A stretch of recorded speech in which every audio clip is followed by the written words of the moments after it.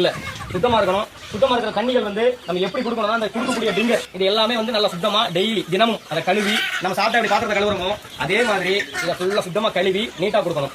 சீரகம், இந்த சீரக தண்ணி வந்து உடலை குளிர்ச்சிப்படுத்தக்கூடியது ஒண்ணு. இரண்டாவது வந்து கீழா நெல்லி, நம்ம வேலி கட்ட கிடக்கும் எல்லாமே சிட்டிகள் எடுக்கிறது கஷ்டமா இருக்கும், கிராமங்கள் நிறைய கிடைக்கும். குப்பை மேனியும் நெல்லிக்காய். அடுத்து கற்றாழை, மஞ்சள் அரைச்சி தண்ணியில கலந்து கொடுக்கலாம். இந்த எலுமிச்சம்பழத்தை கூட நீங்க புழிஞ்சு ட்ரிங்கர்ல போட்டு வைக்கலாம். அப்படியே ஊறிட்டு கூட அந்த தண்ணியை கோழிகள் எடுத்துக்கலாம்.